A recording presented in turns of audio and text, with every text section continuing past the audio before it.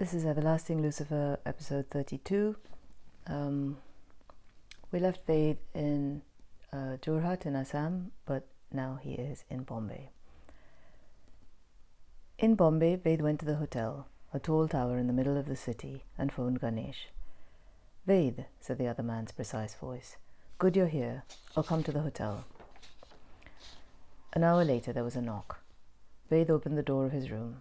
Ganesh was in shirt sleeves and looked tired. Ved led him to the table and chairs near the window. Outside were rows of tenement buildings with balconies, then an open space, a Victorian industrial chimney, a crane. The mill lands were being converted into luxury apartments, malls, and hotels. The sky was doomy, aching lightlessly as though rain was due. "How was your journey?" Ganesh said. He shook Ved's hand. "Fine," Ved said. He waited. "I thought we could talk here," Ganesh said, "and then maybe we can go to my home for dinner." He sat down. "So you've been seeing the reports. Sales are good, production is fine. You know there was that delay with the gurus in the Chennai plant." He looked out of the window. "But otherwise no issues, even with distribution. Orders abroad are increasing, and now you and your colleagues have to think about whether to license the Lucifer for manufacture elsewhere. All that." He sighed. "I saw the ad on television," Ved said, "before I left Assam. It looks great." Ganesh nodded. "But we have other things to talk about," he said. Ved poured 2 glasses of water and passed one to Ganesh. "The popping bulbs," Ved said. "What's going on? I've seen the figures for refunds. It's too high. I reviewed the manufacturing and testing protocols. This shouldn't be happening, should it? And there's another thing." He picked up his sheaf of printouts. "These online reviews." He hesitated. "I know it's a bit fanciful, but people are talking about how the bulbs grow brighter in certain situations, around certain people even, and then dim around other people. I guess that's basically voltage fluctuation." Ganesh remained still. Ved went on. "You must have seen this. Some of it's obviously nonsense. Anand V from Pune says on some site called Quora that the bulb always dims around his mother-in-law, who complains a lot. Someone else has a theory, presumably apocryphal, about a party political meeting in a hall lit with lucifers when the bulbs began to fizz and pop." "Well?" Ved was irritated. It had been a long journey from Jorhat to Dibrugarh, a flight in a tiny plane to Calcutta, and then a wait in the airport before a direct flight to Bombay. The whole project was slippery. What was wrong with these people? Something was always going wrong. "You don't seem—" he began sharply, then pulled himself up. He drank his water. "I think we should have something better than water," Ganesh said. He was as calm as ever. He reached into his bag and removed a bottle of whiskey. "Why don't you call down for some ice and soda?" Ved phoned room service. While they were waiting, he stood looking out of the window. The city was busy. In between the tenements, the leaves of old trees were heavy with dirt and pollution. The streets were streaming with gunk, dirty water, black mud.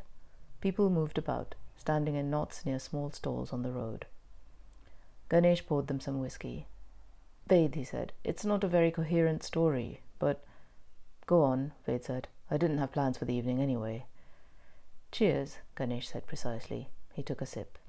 "Cheers," said Ved. He remained looking out of the window. "Reality," he thought, "is not what we think it is." But the solidity of objects was exhausting. It was the sort of remark Ketaki would make. How long an evening seemed to go on here in the west of India. In Assam it would have been dark long before now. "You see, Ved," Ganesh said, "the thing is that when engineers discover something, often they are looking for something else. We use the word invention, but the truth is that the new is only revealed to people who are open to working with things as they are. When we developed the filament of the Lucifer, we were looking for a way to make a bulb last a very long time. What we found—" Ved turned. "You know we call it an intelligent filament," Ganesh said. "It has its own responsiveness, and it turns out that whatever makes that work—" There was a rap at the door. Ved jumped. "Yes?" he called. "Room service, sir." A moment later, with ice clinking in their glasses, Ganesh said, "The man who worked on the Lucifer, I think you met him, Shashidharan." "Yes," Ved said. He remembered the retired scientist, thin and ascetic, but with a childlike smile.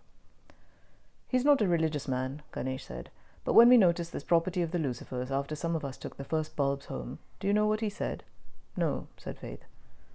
Ganesh's eyes seemed to have warmed up, as though the whiskey had filtered into his irises. He said, "Shashi said, of course light becomes brighter when it is really seen." Ganesh shook his head and chuckled. and that is all I've been able to get out of him. Ved rubbed his face. Well, but light is measurable, right? Yes, Ganesh said. In our tests at the factory, the Lucifers respond exactly as one would expect. There are no unexpected fluctuations. Of course the current can affect them, but that doesn't account for... Ved remembered the darkness of the sea outside the windows of his suite that first night with Ketaki. The way you feel around them, he said. Ganesh nodded. Below them, Ved could hear temple bells and the cries of birds. A smokiness filled the air. The day was ending. And the popping? Ved said. Did you expect that? The other man sipped and shook his head.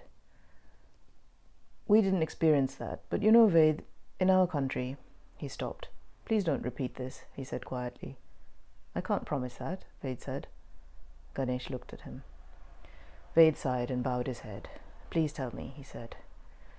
These have been dark times, not for the first time, certainly, the 70s, for example. But the climate now, scientists are hounded, rational people are attacked for eating beef or even on suspicion of doing so. There's so much, the word is intolerance, but I don't think that is right. We shouldn't have to tolerate each other. We should let everyone be who he is. And love him for it, said Ved, remembering Ketaki's uncle's words. Ganesh smiled. That would be nice. I don't know if the Constitution can mandate it, but at least we can let each other alone. But haven't there always been tensions? Ved asked. Of course, Ganesh said, and there have been terrible periods in history. I am not talking about aiming for some sort of abstract saintliness, but the overall atmosphere has changed, you know. It's ugly. He hunched his shoulders. But the light bulb? Ved felt he was losing his grip on things. Ved, nothing exists in a vacuum, Ganesh said. None of us is in a private universe. No man is an island, said Ved dully, imagining himself as a god-forsaken atoll. Ganesh smiled.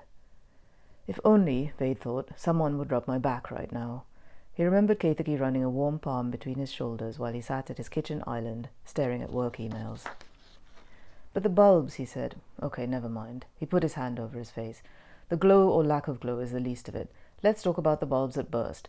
I know incandescents are sensitive to a fluctuating current, but the Lucifer isn't an incandescent, is it? Why is this happening? Ganesh refilled both their glasses. None of us thought it would be this extreme, he said sadly. Hang on, Ved said. You thought something might happen. The other man eyed him mildly. We did notice the way the bulbs changed in certain circumstances, but it is also just a light bulb, Ved. Apparently not, said Ved. Ganesh smiled. Well, yes, it's also not just a light bulb. Still, fundamentally, it is a light bulb.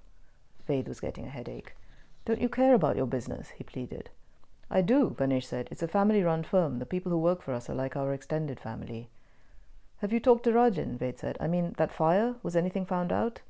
Ganesh shook his head. Things happen, he said. That's it? The other man didn't speak for a while. You know, he said eventually, in my father's time the business was somnolent. I never expected it to pick up like this. But when I met Shashidharan, it seemed a good idea to revive the Lucifer brand. As you know, our main work before that was producing the standard light bulbs, CFLs, LEDs, tubes. Maybe that is what makes most sense. There are so many regulations now. He passed a hand through his hair. But the Lucifers have been doing so well, Ved said helplessly. If we can just fix these issues and keep up the momentum, the investors... Ganesh looked him in the eye. Ved, he said, the Lucifer is a rare and unexpected thing. Such events come along infrequently. I know that. I'm an engineer too, you know, by training. The world of business isn't what it was in my father or grandfather's time. I don't know if I want to do the things that need to be done now. Bribes, courting dignitaries, ministers, celebrities. I need to confer with the other board members, which, as you know, mostly means my family. Ved put down his glass. I'm disappointed, he said. I need to talk to my colleagues too. Look, let's not be rash. These could be early glitches. I think the best thing... He became aware that he was tipsy and feeling slightly sick. There is an exit agreement, of course, but I didn't... Well, we'll be in touch. He stood up and put a hand on the back of his chair. Ganesh rose too. No hurry, Ved, he said. If you're free, come home for dinner. The car is downstairs. After that I can get you dropped at the airport in good time for your flight. That's very kind, Ved said. At the airport, waiting for his severely delayed London flight, Ved drank and texted Ketaki. Back in London in the morning. In Bombay now. Can you come over? I'll be home by 9. The message wasn't delivered. Neither was a text he sent to her Indian number. He called her. Both numbers were switched off.